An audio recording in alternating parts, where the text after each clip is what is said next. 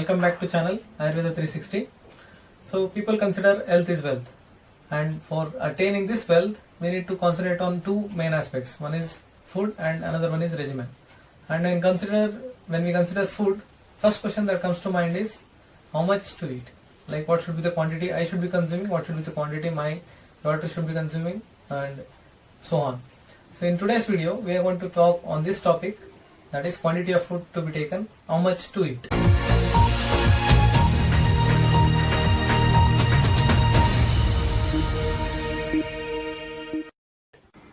So as per Ayurveda, if we try to analyze the quantity of food to be taken, we can get three major factors. One is based on the storage capacity, second is based on the type of food what we are taking, and third is based on certain of the features that can be seen in our body. So we'll be mainly focusing on the third point, but just to summarize the first two. The first one, that is the capacity of the food that can be stored. In Ayurveda, food is stored in kukshi, that is the part which in modern day we can consider it as a part of stomach as well as a part of the upper intestine.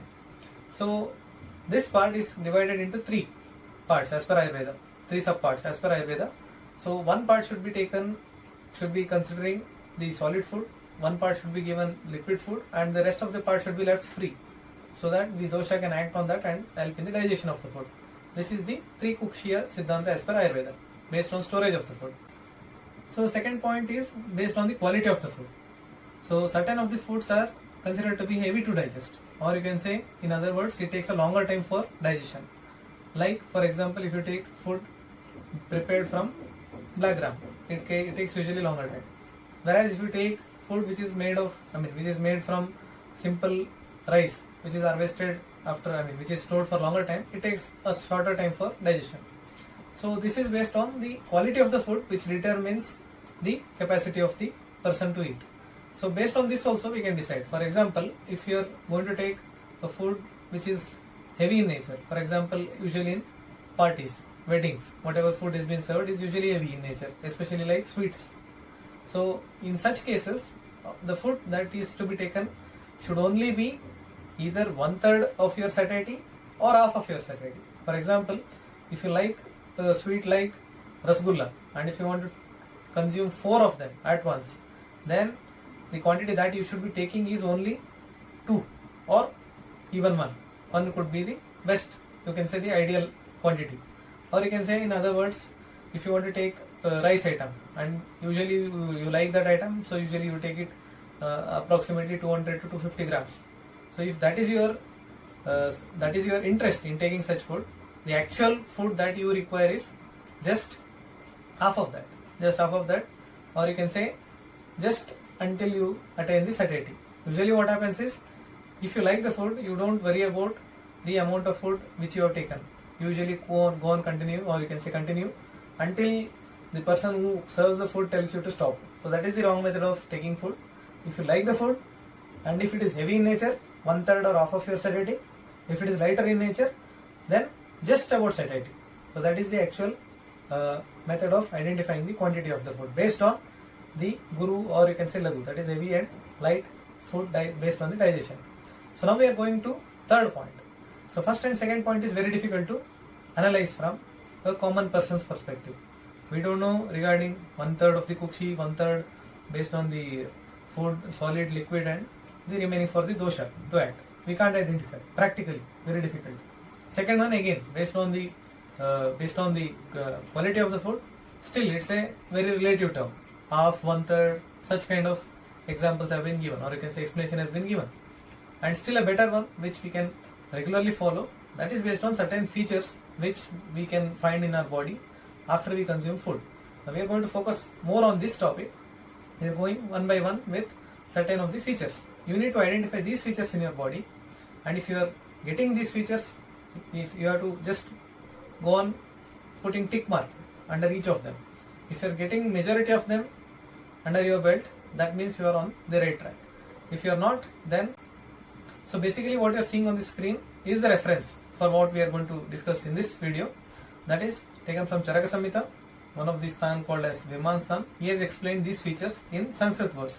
Those points we are going to see in the general public words. First and foremost point is regarding discomfort of the abdomen. once you take the amount of food, whatever has been served, if you feel discomfort in your abdomen, discomfort in the sense, it could be feeling of heaviness in the abdomen, or it could be feeling difficulty in walking, or it could be anything. Discomfort could be anything. So, or you may feel more laziness, or you don't want to do any kind of work, or you may simply feel like the abdomen has been completely filled with something. So, discomfort is a very vague term. So, if any kind of discomfort is there, that means the quantity of food taken is not the right one. It is excessive in nature. Second one is, usually after taking food, what happens is you start to get erections. So that time it is usually clear in nature. If you don't have any other health issues, you will have a clear erections. If you have certain medical condition like gastritis, then you may have certain other kind of erections like sour erections. That's a different phenomena. But usually, normally, you will have a clear erections.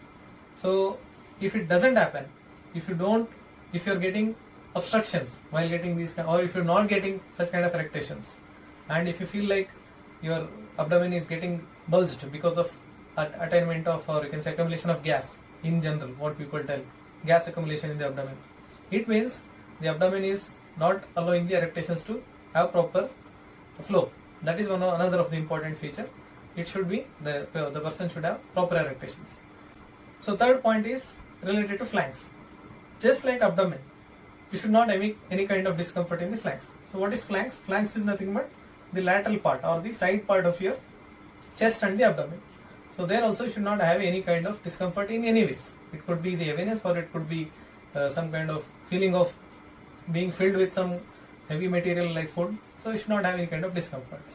And the next important one is the direct heaviness of the abdomen.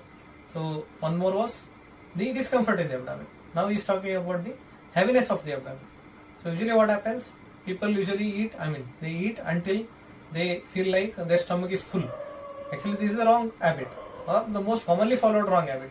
Until the stomach becomes full, if you start eating, if you feel like you are not done until you feel the heaviness of the stomach or abdominal part, abdomen, that is a wrong habit. You should not have any kind of or heavy feeling of the abdomen. This is usually experienced when you follow the rule number 2. That is, when you just eat up to the satiety, if it is the lagu ahar, or you can say the food which takes less time for digestion, and if you just take 1/3 or half of the heavy food.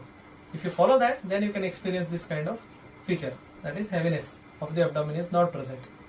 Next is regarding your sense organs. Usually what happens, once you start eating, once you complete your eating, you start to get sleep. You feel sleepy, you feel lazy, you don't listen to people, you don't feel like doing work, what you are doing actually just before the food. You don't like to attend classes, you don't like to attend office. So why it happens is because of the excessive food. The phenomena what should happen is, once you take the proper amount of food, all your sense organs should become more active. This may look awkward to hear or listen, but it is a fact. If you take the proper amount of food, maybe 10 to 15 minutes or 20 minutes, just soon after the food, feeling laziness, or you can say feeling sleepy, is normal up to some extent. But if it exceeds, even after 1 hour of taking food, even after 30 minutes of after taking food, if you feel lazy, if you don't want to do work, if you don't want to listen, if you can't listen, if you feel sleepy, these kind of features suggest that you are taking excessive amount of food. So the point is, once you take proper amount of food, all your sense organs start to function properly. And next is, you are taking food only when you are hungry. That is one more important point. Whenever you are not hungry, you should not be taking food. So when you are hungry, you are taking food, and also you are taking some kind of liquid. It could be along with the food as well as the simple water itself. So once you take the proper amount of food, your both thirst as well as the hunger, they should be quenched. So if you take less amount of food or excessive amount of food, then it could create some. So the next point is related to the physical activities. Usually what happens, once you take food, whenever you are sitting in your sofa or your chair, whenever you are lying down, or whenever you are just speaking, listening and singing, such kind of activities, any of physical activities, you are not active, or you can say you are not 100%. You are not you as such, because of the food what you have taken, excessive amount of food. Your digestive system has become busy digesting such heavy food. That's why your other parts, other systems are not given that much of care. So that also should not happen. Once you eat proper amount of food, you can easily, or you can say you can sit, you can sleep, you can lie down, you can speak, you can sing, and you can do all such physical activities without any kind of discomfort. This is the point, or this is the point to be taken to consider the proper amount of food. And as you know, the next point is in relation to the number of times you have to take food. The usual method is twice a day. So usually the food pattern that was followed earlier was morning and evening, and nowadays we have changed it. So if you are taking 2 or 3 times, the main thing that you need to see is the digestion time is usually the same. Like if you take breakfast at 8 a.m., 9 a.m. or 9 a.m.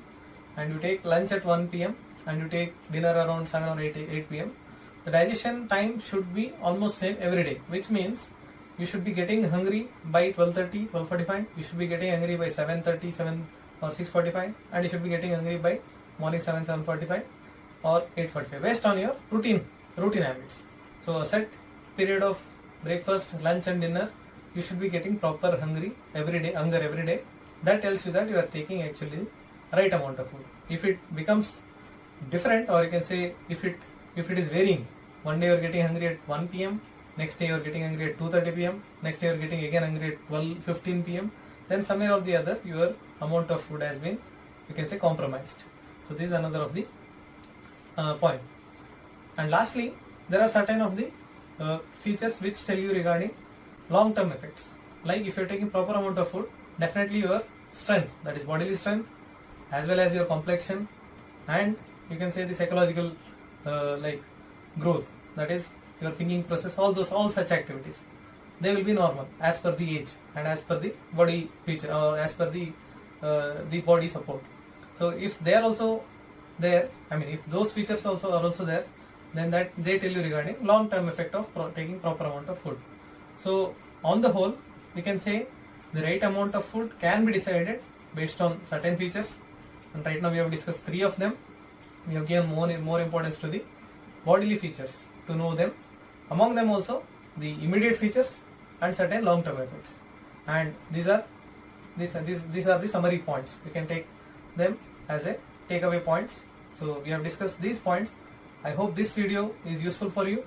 Thank you for watching Ayurveda 360. Myself, Dr. Nandish J. If you like the video, like, share and subscribe, and tell all your Ayurveda loving people regarding Ayurveda 360 channel. We'll be back with the new video with a different topic soon. Thank you.